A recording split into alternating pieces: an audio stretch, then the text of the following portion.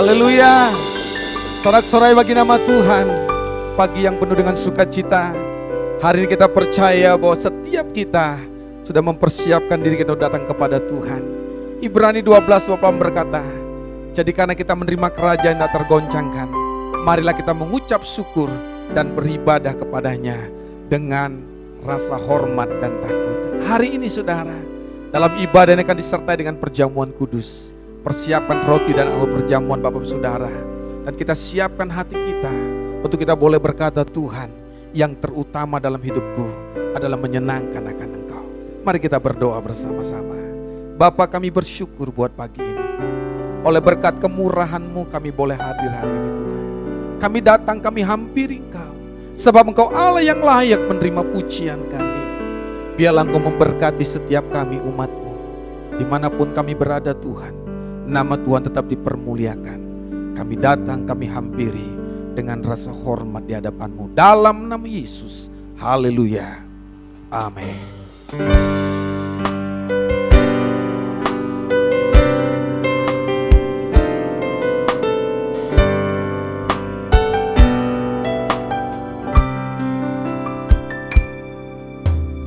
Yang terutama di dalam hidup ini, meninggikan nama Yesus.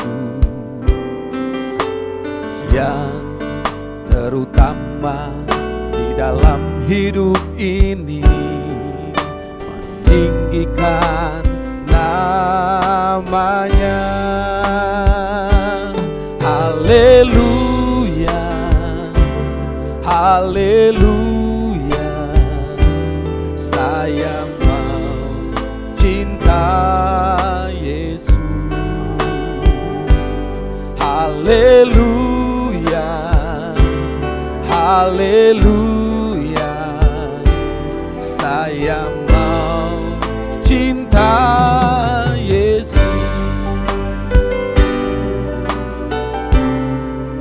Mari jemaat Tuhan sama-sama katakan, yang terutama di dalam hidup ini, meninggikan nama Yesus. Yang terutama di dalam hidup ini, memuliakan namanya. Haleluya, haleluya. Saya mau cinta Yesus. Haleluya, haleluya. Saya mau cinta Yesus. Haleluya, haleluya. Saya mau cinta Yesus. Haleluya, haleluya. Saya mau cinta Yesus.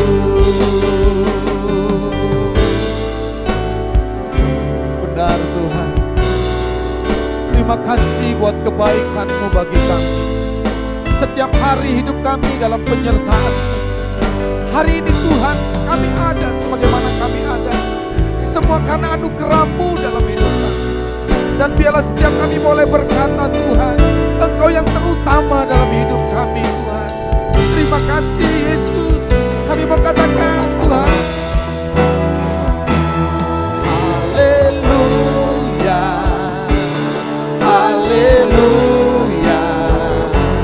Saya mau cinta Yesus. Haleluya, haleluya. Saya mau cinta Yesus.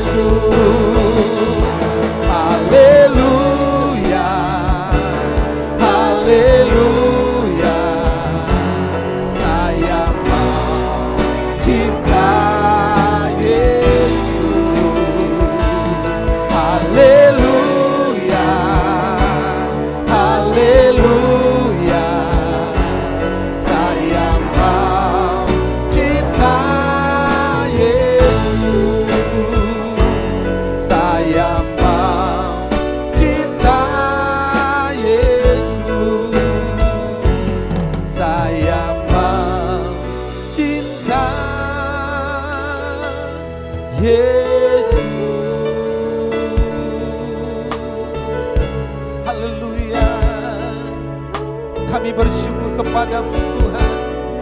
Kami bersyukur. Kami cinta Kau Tuhan. Kami cinta Kau Yesus. Ini mana lama serenamu. Haleluya. Ini nama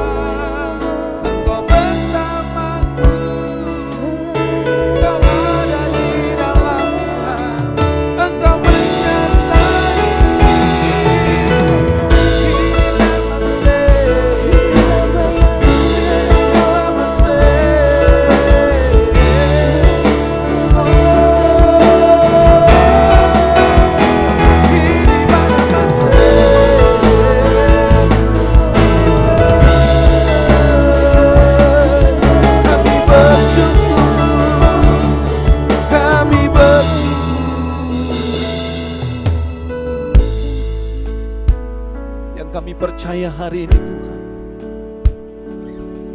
Engkau ada bersama dengan kami.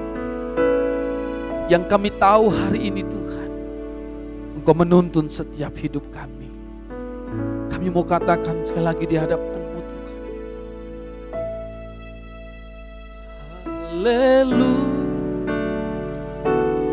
Haleluya, saya cinta Yesus. Haleluya, haleluya, saya mau cinta Yesus. Haleluya,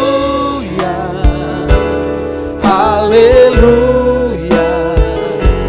saya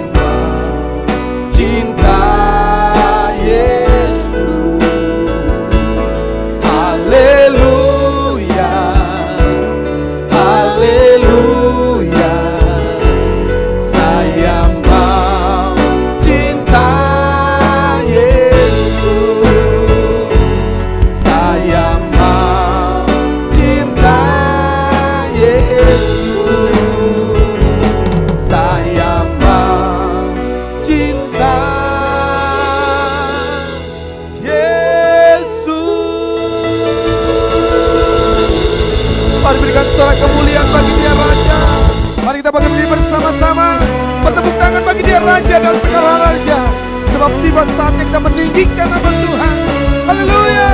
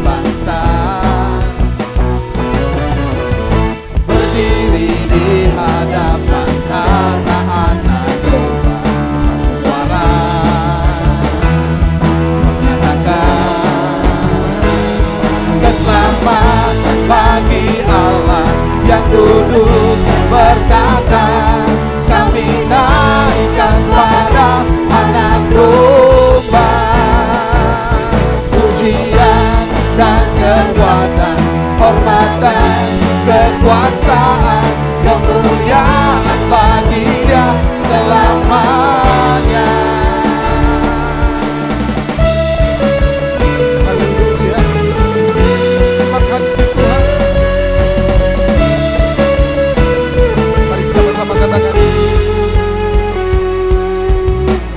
Tiba saatnya kami berkumpul bersama dari setiap suku dan bangsa, berdiri di hadapan tata anak domba, satu suara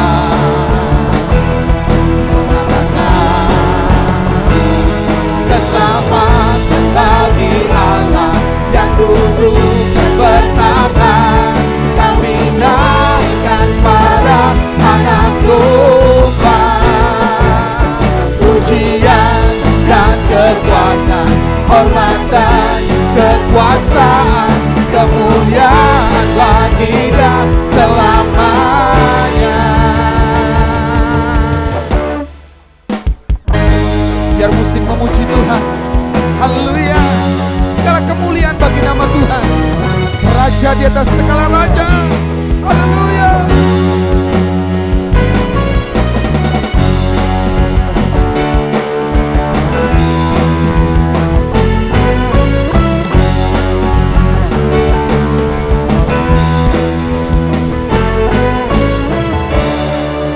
Bersama-sama kita katakan di hadapan Tuhan.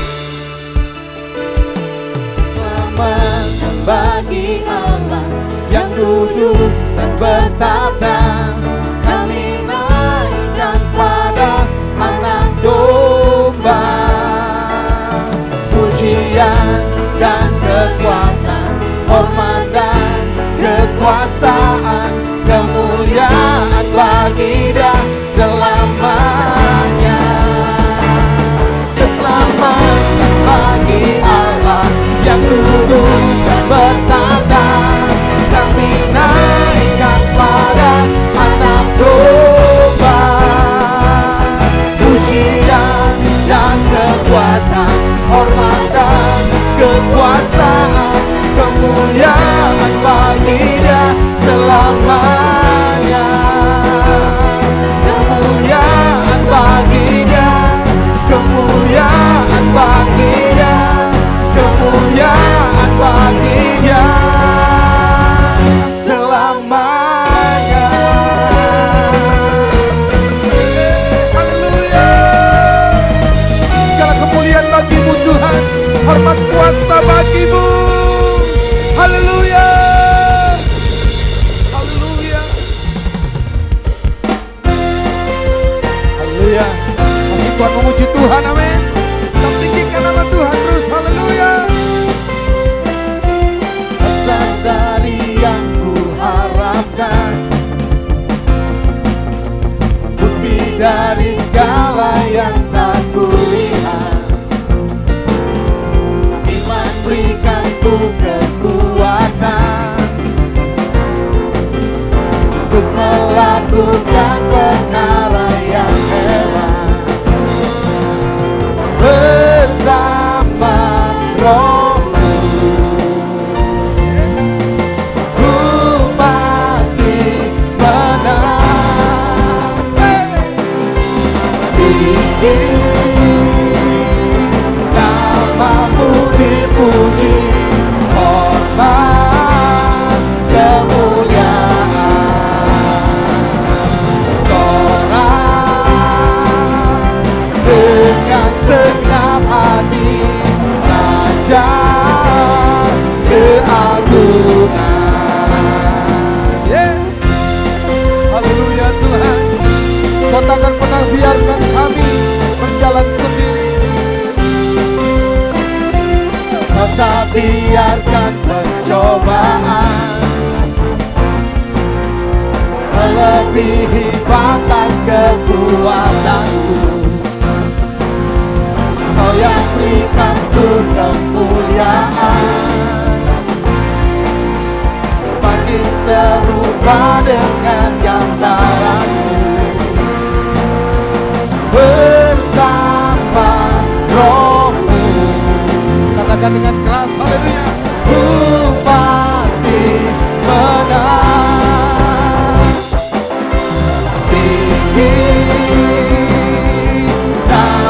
Namamu dipuji, hormat kemuliaan. Sorak dengan segenap hati, Raja keagungan. Haleluya Tuhan, Engkau Raja, Engkau Tuhan, Engkau Allah yang penuh dengan keagungan. Haleluya. Kasih Tuhan.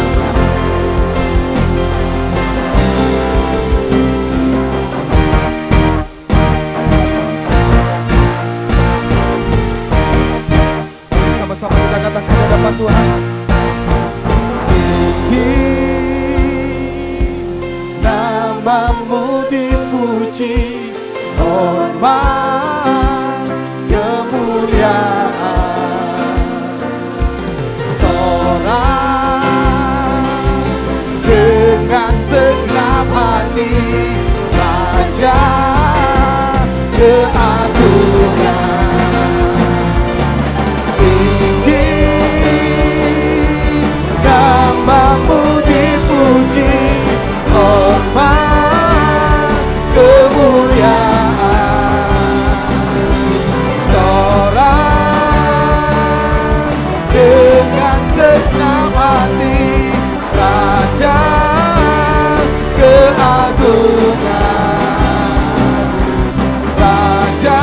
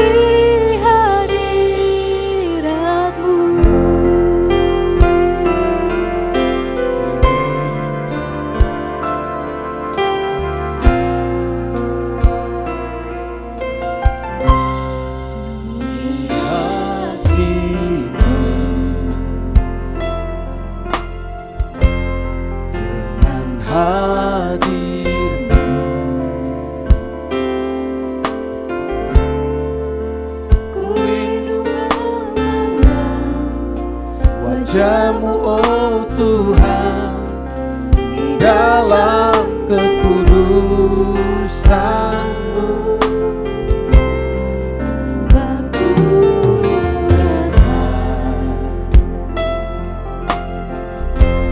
Dalam hati-Mu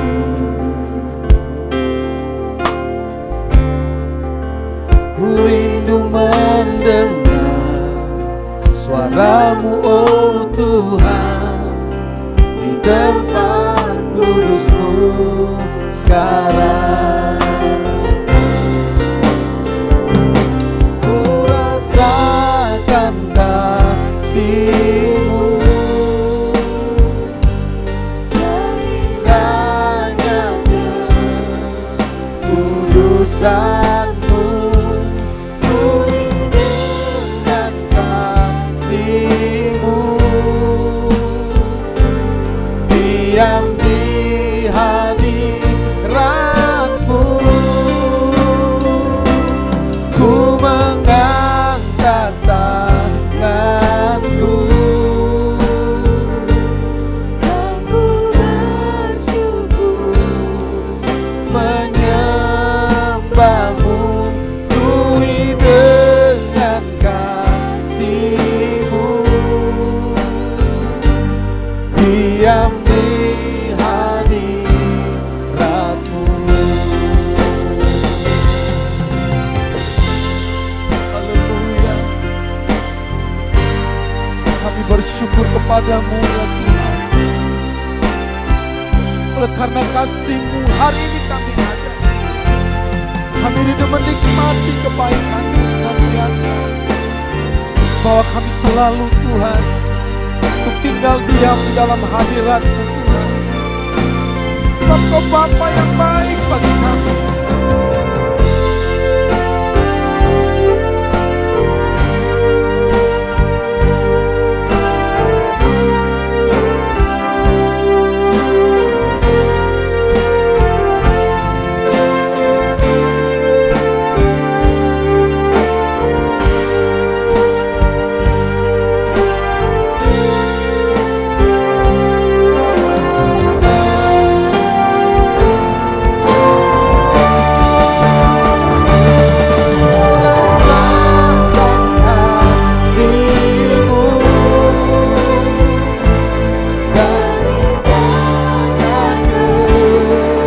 Kekudusan-Mu, penuhi dengan kasih-Mu,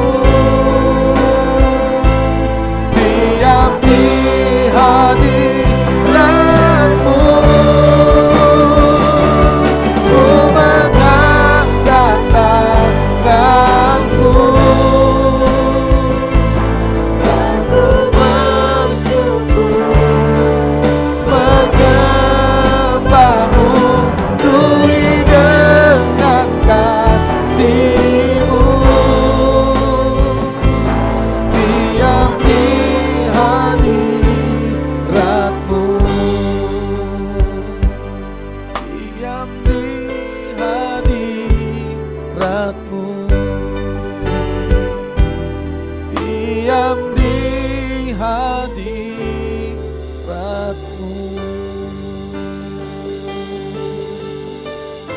Haleluya.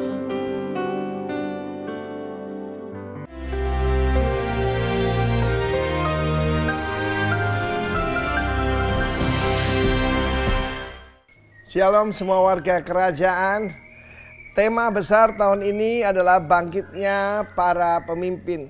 Tetapi juga perkataan emerging itu juga ada hubungan dengan yang lebih besar, yaitu awakening. Awakening itu kebangunan.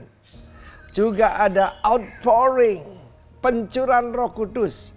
Pak Niko memberi nama Pentakosta ketiga. Lalu awakening itu di Amerika sudah dicanangkan oleh Mike Evans, yaitu ada the third great awakening. Yang pertama adalah waktu Jonathan Edwards 1720-1730. Lalu kemudian selanjutnya dilanjutkan oleh para revivalist yang lain. Dan ada yang ketiga, yaitu revival. Revival itu adalah kebangkitan rohani yang besar sekali. Jadi bukan cuma bangun, tapi dihidupkan dari antara orang mati. Dan saya menemukan ada satu ayat yang luar biasa, yaitu pada waktu Raja Salomo, dia menghadap Tuhan. Dan dia berkata, kalau engkau menutup langit sehingga tidak ada hujan. Indonesia sedang mendengar deru-deru daripada resesi. Itu menakutkan banyak orang. Dan saya sebagai hamba Tuhan yang saya melayani 40 tahun, saya mengerti sejarah. Sejarah kegerakan, sejarah awakening, revival. Indonesia mengalami revival yang pertama 1965. Yaitu ketika kita mengalami hampir saja bangsa ini pecah, saling membunuh. Dan kejadian yang sangat mengerikan 1965. Tetapi saudara yang kasih Tuhan, apa yang direncanakan jahat oleh iblis Tuhan bisa rubah jadi kebaikan. Dan ketika dia berdoa seperti itu, ada ayat dalam 1 Raja-Raja 8 ayat 37 yang berkata, ketika Tuhan bukan cuma menutup langit, tetapi ada penyakit sampar, kelaparan, penyakit gandum, belalang pelahap. Kalau dalam bahasa sekarang ya resesi itulah. Kalau ada tanaman kita dimakan belalang, Indonesia tidak seburuk dari negara-negara lain. Ini belum krisis moneter atau yang seperti tahun 98 ya, baru resesi. Tapi saya yakin dan percaya itu membuat manusia kembali pada Tuhan. Bagaimana membuat orang berdoa? Saya dulu tanya, Tuhan gimana sih caranya mengajak jemaat ini mencari wajah-Mu? Sekarang ada jawabannya, ketika menghadapi ketakutan. Ketika menghadapi takut akan kematian, people turn to God. Tapi dalam ayat 38, ada satu ayat yang dalam bahasa Indonesia tidak jelas. Di situ dikatakan the plague of their heart. Manusia mengenali yaitu penyakit atau sampar yang di dalam hatinya. Jadi bukan yang di luar ini, yang di dalam ini. Saya sampaikan dalam waktu-waktu yang lampau itu bagaimana ada virus-virus yang lebih bahaya daripada corona. Yaitu percabulan, perzinahan dan sebagainya yang sedang terjadi. Yaitu juga kekerasan, kekejaman. Karena itu saya katakan dalam minggu yang pertama ini, memang akan ada kebangunan, tetapi juga akan ada introspeksi diri. Memeriksa bukan cuma virus-virus, bukan swab test, bukan rapid test, tapi heart test. Karena itu dengan iman saya berani katakan corona ini memang kelihatan buruk, tetapi bisa juga mendatangkan bukan cuma corona akademi, tapi corona revival. Dengar ini. Demi nama Tuhan Yesus. Amin. Shalom warga kerajaan yang diberkati Tuhan. Selamat memasuki bulan yang baru, bulan Oktober ini dengan satu tema yang baru yaitu movement. Movement berbicara tentang pergerakan. Memang tanda sebuah kehidupan harus salah satunya adalah selalu bergerak. Sesuatu yang mati, ya diam saja, tidak bergerak.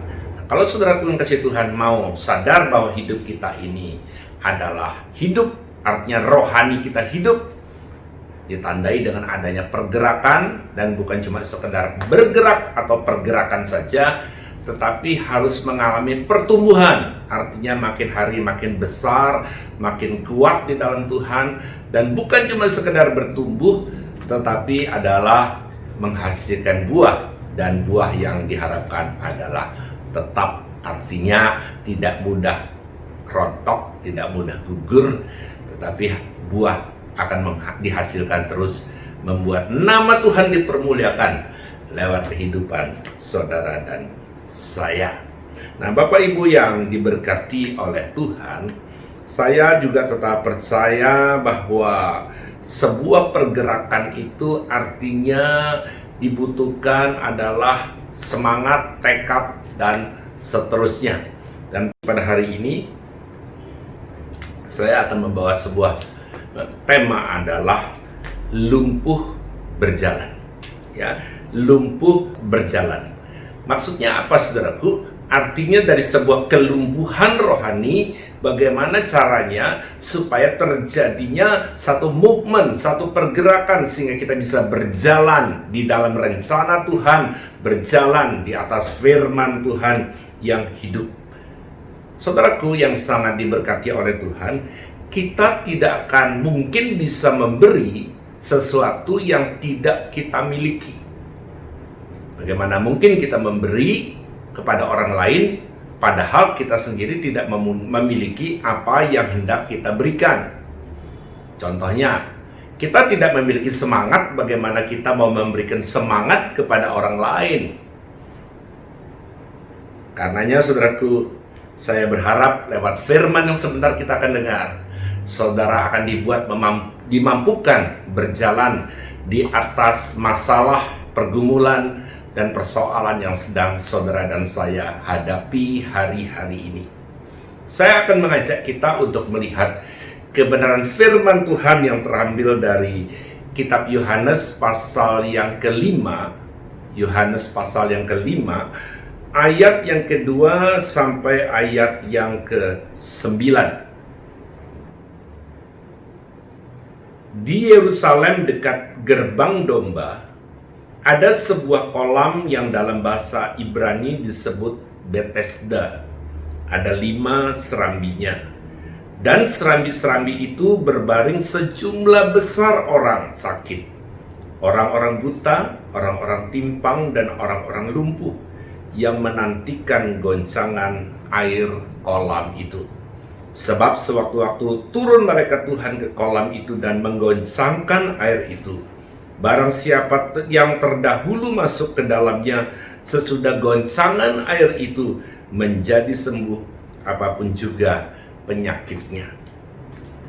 Di situ ada seorang yang sudah 38 tahun lamanya sakit.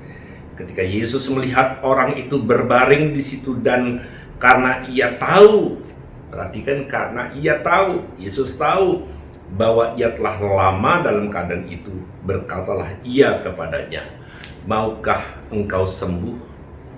Jawab orang sakit itu kepadanya, "Tuhan, tidak ada orang yang menurunkan aku ke dalam kolam itu apabila airnya mulai goncang. Dan sementara aku menuju ke kolam itu, orang lain sudah turun mendahului aku." Kata Yesus kepadanya, "Bangunlah, angkatlah tilammu dan berjalanlah." Dan pada saat itu juga sembuhlah orang itu. Lalu ia mengangkat tilamnya dan berjalan. Tetapi hari itu hari Sabat.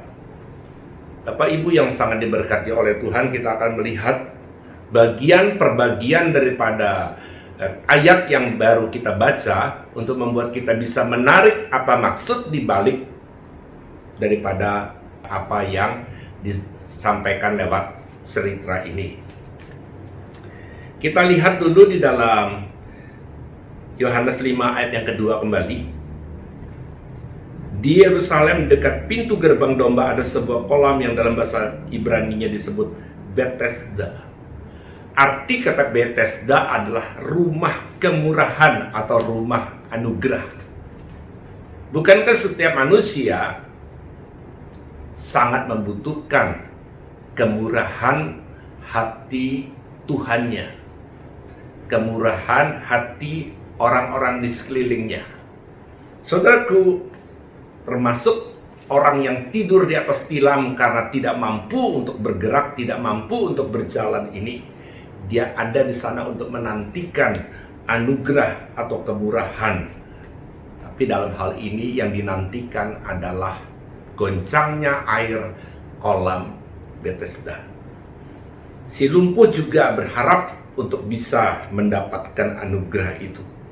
Saya percaya saudaraku, dunia ini menawarkan begitu banyak janji, begitu banyak pilihan, begitu banyak kemungkinan, ya. Tapi saya tetap percaya ketika kita berharap hanya kepada Yesus Kristus Tuhan, janjinya tidak mungkin untuk tidak digenapi. Karena Dia adalah Allah yang memegang akan janjinya, memegang akan firman-Nya. Dan saya tetap percaya modal kita adalah percaya dan bertindak sesuai dengan firman-Nya. Ayat yang ketiga. Dan di serambi-serambi itu berbaring sejumlah besar orang sakit, orang buta, orang timpang, dan orang-orang lumpuh yang menantikan goncangan air itu. Ada begitu banyak orang sakit, ada yang lumpuh, ada yang buta, ada yang timpang. Gambaran daripada orang yang tidak bisa bergerak sendiri, tidak bisa berdiri di atas kakinya sendiri, tidak bisa menghidupi kebutuhan hidupnya sendiri, tidak bisa beraktivitas, tidak bisa melakukan segala sesuatu yang orang lain bisa lakukan, termasuk dia beraktivitas berjalan membutuhkan pertolongan orang lain. Nah, dalam tema kita tentang movement ini, Bapak Ibu yang diberkati Tuhan, saya berharap pergerakan itu bukan pergerakan di luar diri kita, bukan perekonomian bergerak, bukan keamanan di luar kita, tetapi tema firman Tuhan, movement ini, pergerakan itu dimulai dari dalam diri kita. Dan kalau itu terjadi dalam diri kita, akan berdampak, akan menjadi pengaruh untuk orang-orang di sekeliling kita. Dan saya percaya ketika semua itu terjadi, saya percaya saudaraku, kita akan dibuat untuk hidup menikmati damai sejahtera yang daripada Tuhan. Dalam cerita ini apa yang dinantikan? Apa yang dinantikan oleh orang yang lumpuh itu, saudaraku? Yang dinantikan adalah goncangan air kolam Bethesda. Karena semua orang pada zaman itu dan di sekeliling tempat itu, semua datang ke kolam Bethesda. Karena ada satu keyakinan, ketika malaikat menggoncangkan air kolam itu, barang siapa yang turun ke air itu lebih dulu, dia pasti sembuh. Itulah alasannya kenapa orang beramai-ramai apapun penyakitnya, buta, timpang, lumpuh, semua ada di sekeliling kolam itu menantikan. Apa yang dinantikan? Goncangan air kolam Bethesda. Pertanyaannya, apa yang sedang Bapak, Ibu, Saudara-saudari nantikan sekarang? Apa yang sedang kita harapkan sekarang? Dan saya juga melihat orang lumpuh ini harusnya masih bersyukur karena di tengah kelumpuhannya masih ada yang peduli, masih ada yang menolong untuk mengantar, membawa, bahkan memikulnya mungkin kalau dia diletakkan di atas tandu untuk bisa dibawa dari rumahnya menuju ke kolam Bethesda. Di luar sana, di sekeliling kita, ada begitu banyak orang yang dalam keadaan tidak mampu melakukan apa-apa, sementara tidak ada yang mau menolongnya, tidak ada yang mau peduli kepadanya. Kembali kepada cerita ini, kita lihat lebih lanjut dalam ayat yang keempat. Sebab sewaktu-waktu turun malaikat Tuhan ke kolam itu dan menggoncangkan air itu, barang siapa yang terdahulu masuk ke dalamnya, sesudah goncangan air itu menjadi sembuh, apapun juga penyakitnya. Jadi orang-orang yang datang ke sana adalah orang-orang yang percaya bahwa apapun penyakitnya bisa disembuhkan. Saudaraku yang sangat dikasihi Tuhan, di tengah keadaan pandemi sekarang ini yang menjadi pokok pemikiran daripada banyak orang bukan tentang resesi yang menjadi dampak daripada COVID-19 ini, tetapi yang banyak dipikirkan orang adalah sampai kapan pandemi ini akan berakhir. Tidak ada seorang pun yang tahu. Orang boleh memprediksi, sekitar tahun 2022. Semua baru prediksi, semua baru perkiraan. Tapi saya tetap berharap setiap saudara dan saya, di tengah ketidakpastian, ada satu kepastian yang harus saudara dan saya pegang, yaitu kepastian janji Tuhan bahwa Dia selalu menyertai saudara dan saya, sehingga kita rasanya tidak perlu khawatir. Saudaraku, khawatir atau takut itu adalah sesuatu yang manusiawi. Tetapi kalau saudara izinkan kekhawatiran itu membelenggu kita, saudara izinkan ketakutan itu menguasai hidup saudara dan saya, itu yang nggak boleh. Karena kita diberikan pilihan, apakah saudara mau menyerahkan kekhawatiran kita kepada Tuhan, atau justru saudara izinkan kekhawatiran itu menguasai, mencengkram, membelenggu, memenjarakan hidup saudara dan saya, sehingga kita sulit beraktivitas, sehingga bahkan membuat kita menjadi stres. Dan saya mau ingatkan setiap saudara, COVID-19 ini belum ada obatnya. Saya ulang sekali lagi, COVID-19 itu belum ada obatnya. Nanti yang bakal ditemukan, yang akan bakal dibagikan, yang akan bakal disuntikkan kepada orang adalah vaksinnya. Ya saudaraku, vaksinnya adalah untuk membuat orang yang sudah divaksin tidak mudah untuk tertular. Tetapi orang yang sudah kena tidak ada obatnya.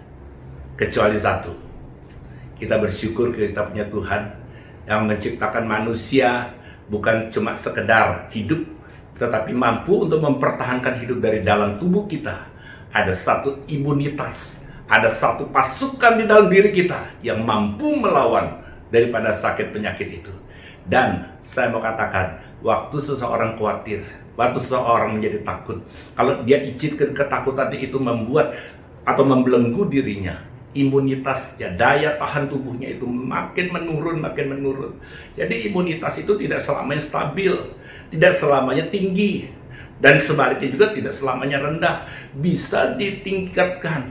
Nah, kalau saudara izinkan kekhawatiran, justru menurunkan imunitas kita. Saya mau katakan, ada kabar baik. Firman Tuhan sudah katakan, hati yang gembira adalah obat yang manjur. Karenanya, jangan biarkan kekhawatiran, ketakutan membuat saudara sulit untuk melihat masa depan yang indah. Masa depan sudah Tuhan siapkan. Tinggal bagaimana saudara untuk melangkah bersama dengan Tuhan untuk menikmati janjinya yang luar biasa. Lanjut ayat yang kelima, saya akan kutip lagi. Di situ ada seorang yang sudah 38 tahun lamanya sakit.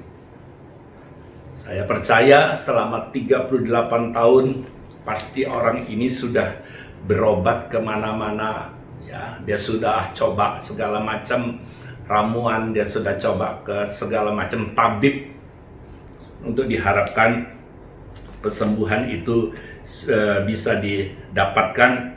Tapi ternyata sampai saat itu dia belum sembuh. Segala macam cara sudah dicoba, mungkin segala macam bentuk pengobatan dia sudah coba. Tapi saya tetap berharap, saudaraku, saya percaya orang boleh menemukan jalan buntu, tapi ada satu jalan, yaitu di dalam Yesus. Karena hanya Dia yang berani berkata, aku adalah jalan, kebenaran, dan hidup. Tidak ada seorang sampai kepada Bapa kalau tidak melalui aku. Yohanes pasal 14 ayat yang ke-6 katakan seperti itu. Saya berharap, saudaraku, ketika saudara mungkin hari ini sedang menghadapi jalan buntu, ya, kalau orang lumpuh di kolam Bethesda ini 38 tahun menantikan. Pertanyaannya, sudah berapa lama saudara dalam pergumulanmu? Setahun? 5 tahun? 10 tahun? 15 tahun? Jangan putus asa. 38 tahun saja masih ada jalan keluar, masih ada pengharapan, masih boleh mendapatkan kesembuhan. Dan tetaplah berharap, karena Tuhan yang menyembuhkan orang di kolam Bethesda ini adalah Yesus yang sama yang sedang saudara dan saya jadikan Raja dan Tuhan dalam kehidupan kita. Karenanya kuasanya tidak pernah berubah dulu, sekarang, bahkan sampai selamanya. Pandemi ini berjalan sudah sekitar 6 bulan dan segalanya sudah berubah. Cara orang hidup berubah, cara orang beraktivitas berubah, cara orang mempersiapkan dirinya semua berubah. Kalau dulu orang keluar begitu saja, sekarang harus mempersiapkan masker, hand sanitizer, harus menjaga jarak, dan seterusnya. Tapi saya percaya setiap saudara dan saya, kita perlu menjadi orang yang siap untuk menghadapi perubahan, terutama perubahan dari dalam diri kita. Biarkan movement atau pergerakan itu dimulai dari dalam diri kita. Saya berharap, saudaraku, ini yang sedang kita, saudara dan saya, untuk terus kita akan kerjakan. Ayat yang ke-6, ketika Yesus melihat orang itu berbaring di situ dan karena ia tahu, perhatikan, Yesus melihat orang lumpuh itu berbaring dan Alkitab katakan Yesus tahu, ya, apa yang dia tahu, bahwa ia telah lama dalam keadaan itu. Jadi Yesus tahu orang lumpuh itu berbaring dan Yesus juga tahu dia atau si lumpuh itu sudah lama dalam keadaan itu. Berkatalah Yesus kepadanya, maukah engkau sembuh? Kalau saudara perhatikan ayat ini, Yesus tahu orang itu sudah lama sakit, tapi ada satu pertanyaan, maukah engkau sembuh? Sekali lagi, bukan Yesus tidak tahu, tetapi Yesus tahu orang itu sakit. Dan ya namanya orang sakit yang diharapkan ya pasti sembuh. Dan secara logika, untuk apa dia ada di kolam Bethesda kalau tidak mencari kesembuhan? Tetapi mengapa pertanyaan maukah engkau sembuh itu dipertanyakan kepada orang itu? Artinya Tuhan mau ada satu ucapan keluar dari mulut kita. Ada satu harapan, sama seperti ketika kita berdoa. Kenapa orang perlu berdoa? Bukankah Tuhan Maha tahu? Dia tahu kebutuhan saya, Dia tahu kesulitan saya, Dia tahu pergumulan saya, Dia tahu sakit penyakit saya, Dia tahu segala beban hidup saya, Dia tahu apa kesulitan saya. Untuk apa kita berdoa? Inilah saudaraku, Tuhan mau ada sesuatu yang kita ucapkan lewat mulut kita, karena mulut itu adalah berkuasa. Karenanya jangan sembarangan kita menggunakan mulut kita. Jangan sampai dari mulut yang sama mengucapkan berkat, dari mulut yang sama mengucapkan kutuk. Dan dalam hal ini pertanyaan disampaikan kepada si lumpuh di kolam Bethesda ini. Ya, saya percaya saudaraku, hari-hari ini ada satu hal yang perlu saudara dan saya biasakan, adalah mendeklarasikan dengan ucapan iman, dengan ucapan profetik. Jangan terlalu banyak kita berkata hidup ini susah, hidup ini hancur. Ya kalau begini terus kita bisa bangkrut. Wah kalau begini terus kita susah.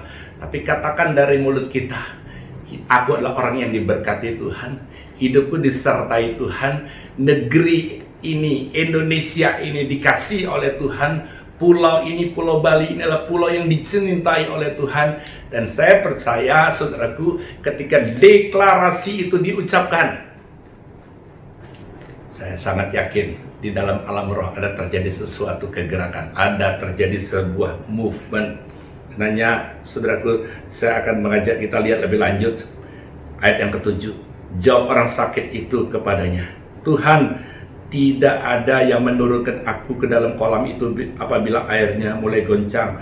Sementara aku menuju ke kolam itu, orang lain sudah turun mendahului aku. Saudaraku, si lumpuh menyebut Yesus bukan nabi, bukan guru, tetapi si lumpuh menyebut Yesus dengan Tuhan. Menunjukkan iman percayanya bahwa orang atau pribadi yang sedang berhadapan, yang sedang bercakap-cakap, yang sedang berdiri di depannya adalah Tuhan Yesus. Pertanyaannya, mengapa si lumpuh ini sudah berjumpa dengan Yesus, sudah bercakap dengan Yesus, tetapi belum terjadi kesembuhan? Saudaraku, kita perlu belajar beberapa hal, ya, karena pemulihan Tuhan itu tidak terjadi karena apa saja, ya. Pemulihan Tuhan tidak terjadi karena apa saja. Pemulihan Tuhan tidak terjadi, tidak saudara dan saya alami karena apa saja. Ini yang akan kita pelajari, saudaraku, sehingga saya tetap percaya seperti si lumpuh sudah ketemu Yesus, sampai pada saat pertanyaannya, maukah engkau sembuh? Sampai di titik itu, si lumpuh belum mengalami kesembuhan. Dia tetap lumpuh, dia tetap tidur di atas tilam, dia tetap tidak bisa bergerak dan berjalan seperti orang-orang normal lainnya. Ya, pemulihan Tuhan tidak terjadi karena apa? Yang pertama, terlalu menaruh pengharapan kepada janji manusia. Terlalu percaya, terlalu berharap kepada janji manusia. Orang-orang berkata, pergi ke sana, ke kolam Bethesda, tinggal tunggu saja. Kalau air kolam itu digoncangkan malaikat, kalau kamu turun, kamu pasti sembuh. Lalu dia sampai ke kolam Bethesda. Entah sudah berapa lama dia, tetapi penyakitnya dicatat sudah 38 tahun. Saya mau katakan saudaraku, ya, dia terlalu banyak menaruh pengharapan kepada janji manusia. Ya. Dan karenanya dia berkata, saudaraku, tidak ada yang menolong dia. Tidak ada yang mau membawa dia turun ke kolam. Tidak ada seorang pun yang peduli. Memang ada yang mengantar dia dari rumah ke kolam, ke tepi kolam Bethesda. Tetapi waktu goncangan itu entah kapan, goncangan itu bisa pagi, bisa siang, bisa sore, bisa malam. Mungkin yang mengantar si lumpuh itu ke kolam, dia mengantar bersedia. Tetapi si lumpuh harus menantikan sendiri. Kenapa? Karena yang mengantar itu tidak mungkin dong, saudaraku, ikut tinggal berhari-hari di sana sekedar menantikan goncangan air kolam Bethesda. Ya mungkin ditunggu sejam, nggak ada goncangan, dia tinggal pulang.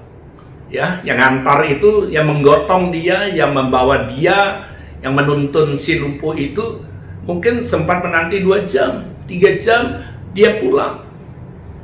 Artinya si lumpuh ini harus menantikan sendiri goncangan air kolam Bethesda itu. Itu gambaran manusia bisa menolong kita, bisa, tapi terbatas sifatnya. Saya berharap setiap saudara jangan terlalu bergantung kepada manusia. Ketika manusia bisa menolong tidak seperti yang saudara harapkan, jangan kecewa. Ya, itulah batas kemampuan, itulah batas kerelaan mereka untuk menolong kita. Jangan pernah kecewa. Berharaplah kepada Tuhan. Mungkin saudara sudah berharap kepada Tuhan, sudah sekian lama saudara menantikan pertolongan dan jawaban Tuhan, tapi seolah-olah saudara belum mendapatkannya. Saya mau katakan, jangan pernah kecewa kepada Tuhan, karena Tuhan adalah Allah yang tidak pernah mengecewakan saudara dan saya. Karenanya saudaraku, ketika si lumpuh ini berharap kepada manusia, dia kecewa sehingga kesembuhan belum dialami sampai saat itu. Ya, percayalah kepada Tuhan. Ya, sering saya katakan ada perbedaan kalau bahasa Inggris believe dan trust. Believe itu percaya kepada kemampuan orang yang kita percayai.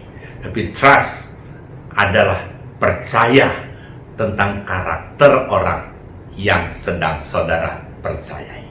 Saya percaya manusia itu, saudaraku, mudah berubah. Manusia itu tergantung keadaan situasi sekelilingnya, tergantung situasi keadaan pada saat itu. Tetapi Tuhan yang kita kenal di dalam nama Yesus, Dia adalah Allah yang tidak pernah berubah, baik kasih maupun kuasanya. Karenanya letakkan percaya saudara kepada Dia, pribadi yang bisa diandalkan, yang kita kenal di dalam Yesus Kristus Tuhan. Lalu alasan yang kedua, saudara yang kasih Tuhan, alasan tentang pemulihan kenapa tidak kita alami. Yang kedua adalah karena kita menganggap diri kita selalu orang yang kalah dengan orang lain. Ya, kita selalu kalah dengan orang lain. Dan itu diucapkan oleh si lumpuh itu. Sementara aku menuju ke kolam itu, ya, Sementara aku menuju ke kolam itu, mungkin sambil merangkak, ya, mungkin sambil dengan berguling-guling karena dia memang lumpuh, ya, mungkin dia dengan segala upaya, tentu saudaraku, tentu dia tidak bisa secepat orang lain, ya. Orang lain mungkin bisa berlari, dia jangankan berlari, berjalan aja tidak bisa. Yang kedua, menganggap dirinya selalu kalah dengan orang lain. Untuk cepat-cepatan, adu cepat menuju ke kolam itu, manakala kolam itu airnya bergoncang, dia udah pasti kalah, ya. Dia pasti kalah, merasa selalu kalah bersaing dengan orang lain. Di dalam keadaan pandemi ini, orang yang unggul adalah orang yang hidupnya selalu menyenangkan Tuhan dan orang yang selalu bergerak di tengah ketidakmungkinan dengan mengandalkan Tuhan. Tetapi kalau kita selalu merasa kalah dengan orang lain, ya, saya tidak sepandai orang lain, saya tidak punya modal sebanyak orang lain, saya tidak punya kenalan atau koneksi seperti orang lain. Nah, ketika saudara berlindung di balik semua kendala, kesulitan, dan hambatan, itu yang membuat si lumpuh itu belum mendapatkan kesembuhan sampai pada saat itu. Meskipun sudah berjumpa dengan Yesus, meskipun sudah bercakap-cakap dengan Yesus, dia belum mengalami jamahan, belum mengalami kesembuhan, dan dia tetap lumpuh. Saya mau katakan, semakin saudara berpikir tentang ketidakmampuanmu, berpikir tentang kendala atau hambatan, apakah hambatan modal, apakah hambatan sumber daya manusia, apakah hambatan tentang tempat usaha, ataukah hambatan tentang kepandaian ataupun talenta yang tidak sebanyak orang lain. Orang lain mungkin 5 talenta, ada yang 2, saudara mungkin 1. Tapi saya mau katakan 1 talenta pun kalau saudara tidak tanam dalam tanah, tapi saudara kembangkan, 1 talenta pun akan tetap membuat adanya saluran berkat yang daripada Tuhan mengalir lewat tangan saudara, mengalir lewat pekerjaanmu, mengalir lewat apa yang saudara usahakan. Ya, saudaraku, saudara mungkin pernah lihat berbagai video ataupun artikel tentang orang yang lumpuh. Dia tidak mempunyai kedua tangan, ya, tapi dia mempunyai satu passion, satu semangat, satu dorongan untuk menjadi seorang pelukis yang nggak punya tangan. Dia tidak berharap kepada tangan, dia tidak berkata, ya saya pengen melukis, tapi ya gimana saya nggak punya tangan. Tapi dia menggunakan bukan apa yang tidak dia miliki. Tangan betul dia tidak miliki. Tangan memang dia tidak punya, tapi dia punya bagian lain yang dia bisa pakai untuk mewujudkan hasrat, keinginan, ataupun talentanya. Sehingga dalam melukis ada yang meletakkan kuas lukis itu di mulutnya. Jadi dia melukis dengan menggunakan mulutnya. Ada yang letakkan kuas itu pada jari kakinya, sehingga dia melukis dengan kakinya. Ya, saudaraku, saya percaya, saudaraku, justru di tengah kelemahan, kuasa Tuhan akan mengalir. Justru seorang yang melukis dengan tangan, dengan tubuh yang sempurna, mungkin orang kagum dengan lukisannya. Tapi kalau orang melukis dengan segala dengan segala keterbatasannya, dia menggunakan mulutnya, menggunakan kakinya, orang akan mengagumi bukan karya lukisannya saja, tetapi semangat juang yang pantang menyerah. Karena itu, tetaplah jangan mau diri saudara sebagai orang yang punya mental pecundang. Saudara dikatakan lebih daripada pemenang. Untuk Tuhan mengingatkan kepada saudara dan saya, kita ini bukan menang tetapi lebih daripada pemenang. Yang ketiga, Yesus bertanya kepada orang lumpuh itu, maukah engkau sembuh? Maukah engkau sembuh? Sebetulnya jawabannya tidak perlu berbelat-belit, tidak perlu menyalahkan orang lain. Tidak ada yang menolong saya. Ya, kalau orang lain berjalan menuju kolam, ya aku kalah cepat dong. Aku kan lumpuh. Sehingga kalau aku ke dalam keadaan seperti ini, ya habis gimana? Udah nasibku.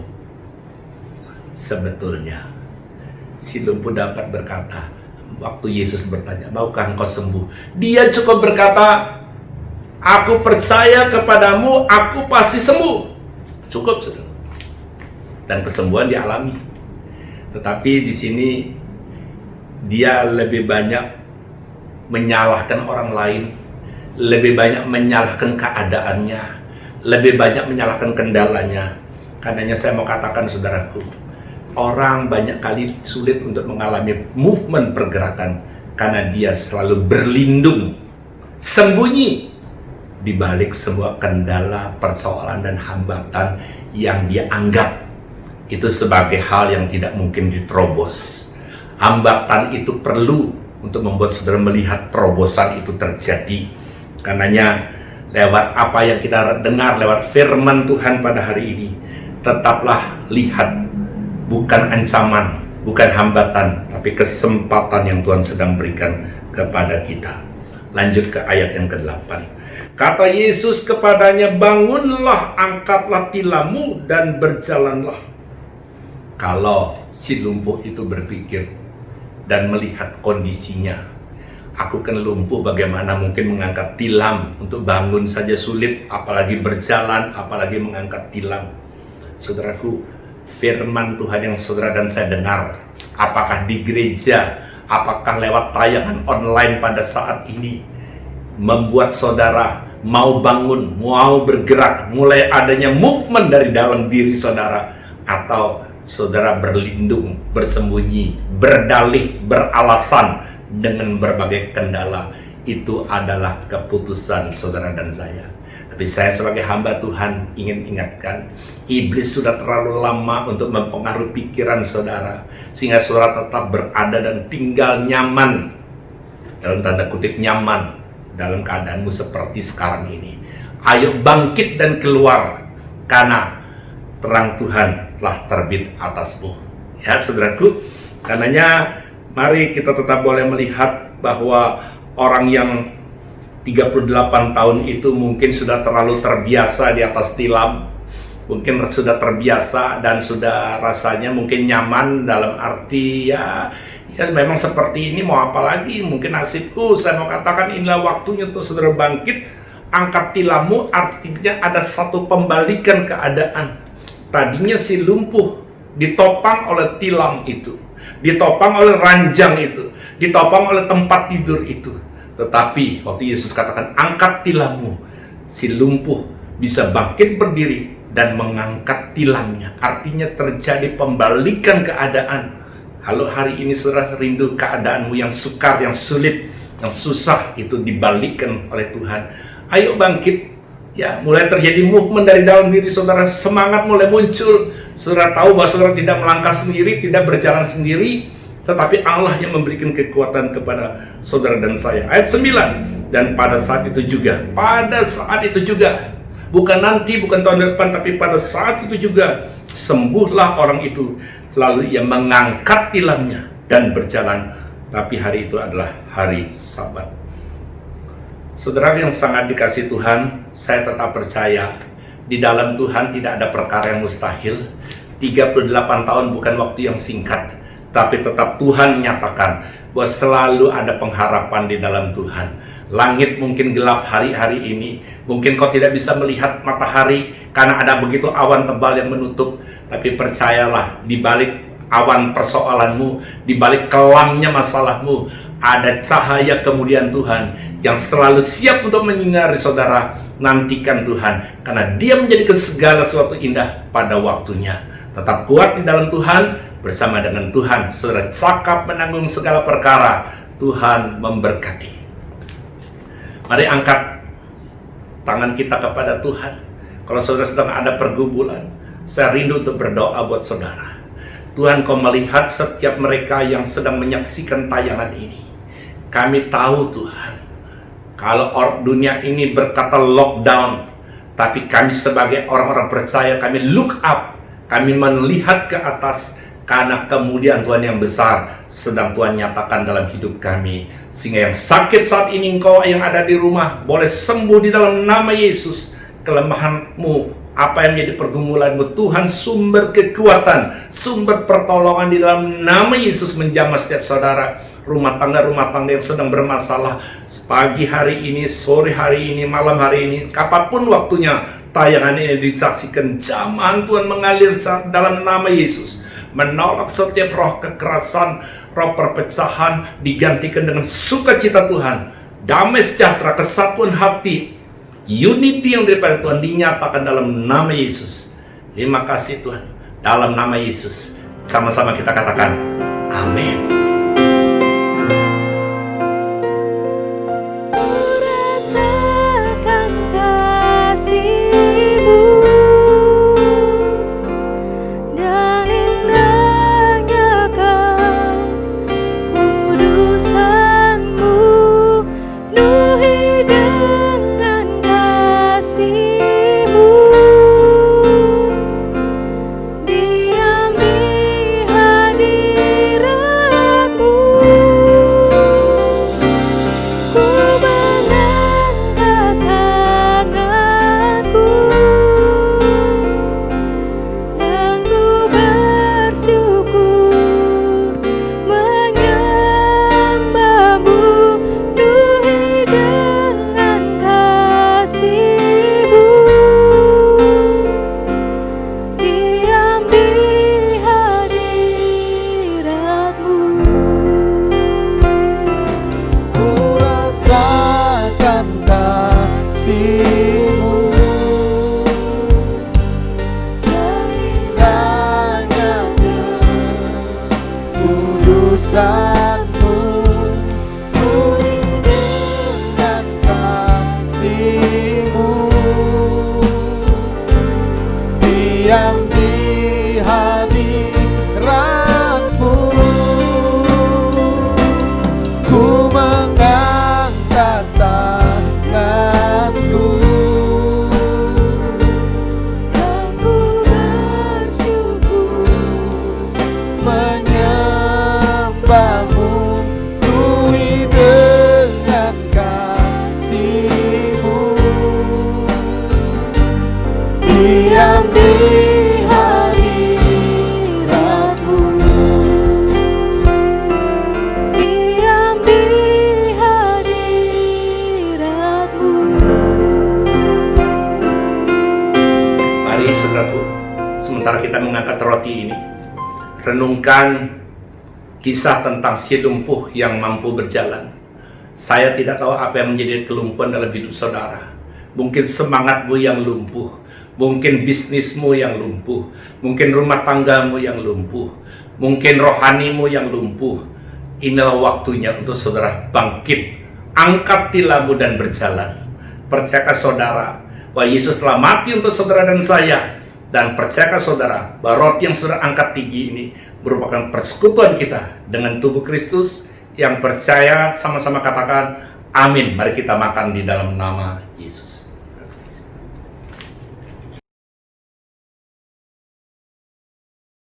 Setelah itu Yesus mengambil cawan yang berisi anggur dan setelah mengucap syukur atasnya, Dia katakan, ini adalah cawan perjanjian baru yang dimeteraikan oleh darahku, darah yang tertumpah bagi kamu semua. Lakukanlah senantiasa sebagai peringatan akan aku. Apakah saudara percaya bahwa cawan yang berisi anggur ini merupakan persekutuan kita dengan darah Yesus Kristus? Amin. Mari kita minum dalam nama Yesus.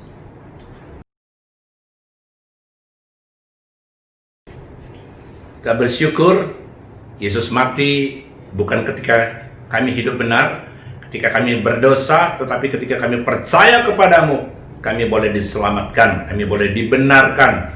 Dan biarlah lewat perjamuan kudus ini, kami boleh bersekutu dengan tubuh dan darah Kristus. Dalam nama Yesus, sama-sama kita katakan, amin. Haleluya, puji Tuhan. Semoga kita diberkati pada kesempatan hari ini. Semoga kita percaya firman yang meneguhkan dan menguatkan setiap kita. Ketika kita diberkati, kita juga rindu memberkati pekerjaan Tuhan. Mari persiapkan persembahan Bapak Ibu Saudara yang rindu menabur pada kesempatan hari ini. Bapak Ibu Saudara bisa menabur dengan mentransfer persembahan Bapak Saudara di nomor rekening yang sudah tertera di depan Bapak Saudara. Dan mari persiapkan yang terbaik taburan kita untuk kemuliaan nama Tuhan. Sebelumnya saya akan mengajak setiap kita boleh berdoa untuk persembahan hari ini. Haleluya. Bapa, kami bersyukur buat anugerah-Mu. Kemurahan-Mu mengikuti setiap kami. Kasih setia-Mu tak pernah meninggalkan kami. Hari ini Tuhan, setiap apa yang kami tabur di hadapan-Mu, persembahan yang kami bawa untuk hormat kemuliaan bagi nama-Mu, kiranya Engkau memberkati setiap usaha jemaat-Mu, memberkati setiap anak-anak-Mu yang menabur pada kesempatan hari ini. Dan setiap apa yang diperbuat tangan dibuat berhasil di dalam nama Yesus. Kami menabur dengan sukacita. Di dalam nama Tuhan Yesus kami berdoa. Haleluya. Amin. Haleluya. Mari bertepuk tangan bersama-sama. Kita boleh menari. Haleluya. Kasih yang begitu besar, lebih kuat dari dosa. Kasih yang menemukanku, selamatkan dan pulihkanku. Ku naikkan syukurku, ku tak akan berhenti memuji, meninggikan nama-Mu selalu, menari, memuliakan-Mu. Dibebaskan, dibangkitkan, hidup yang Kau beri, dan ini hanya untukku. Haleluya.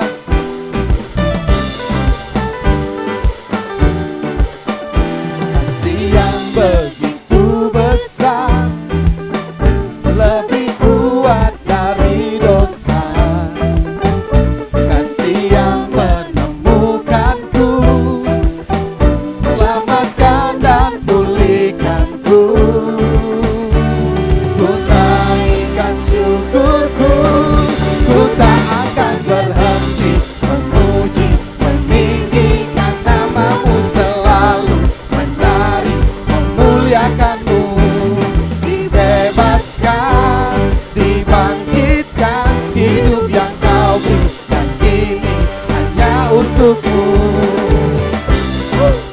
Musik memuji Tuhan, kita boleh menari buat Tuhan. Haleluya.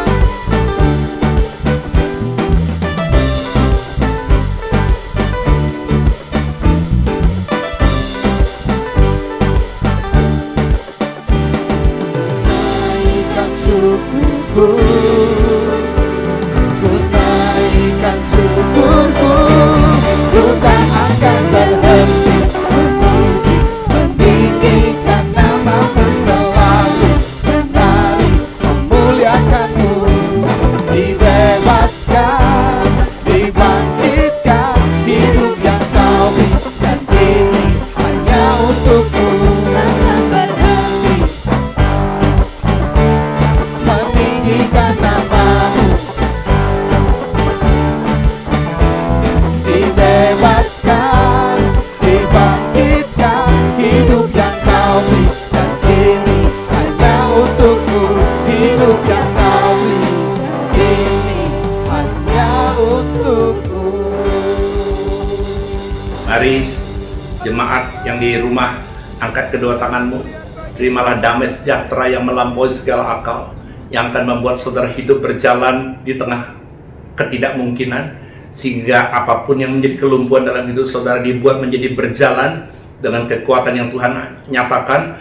Kekuatan yang daripada Tuhan membuat saudara makin berhikmat, sehingga saudara akan dipakai Tuhan dahsyat dan luar biasa. Mulai hari ini sampai Yesus datang menjemput kita, bahkan penyertanya sempurna sampai selama-lamanya. Dalam nama Bapa, Putra, dan Roh Kudus, Tuhan Yesus Kristus. Amin. Haleluya. Jemaat Tuhan terkasih, saya percaya semua sudah diberkati. Dan selamat berhari Minggu dimanapun Bapak Saudara berada. Nikmati kasih dan anugerahnya. Sambil kita naikkan pujiannya bersama-sama. Yeay.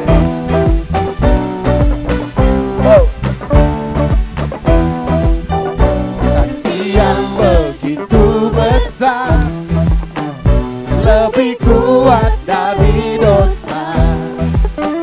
Kasih yang menemukanku,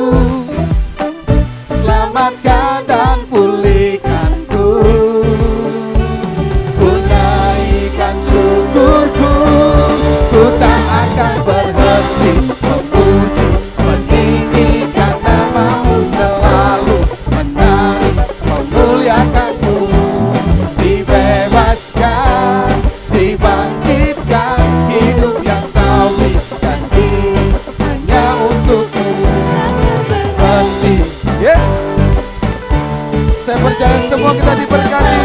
Selamat pada hari Minggu. Sampai ketemu pada ibadah yang berikutnya. Tuhan memberkati setiap bapak saudara. Haleluya. Hidup Yang kau beri dan kini hanya untukmu. Hidup yang kau beri dan kini hanya untukmu.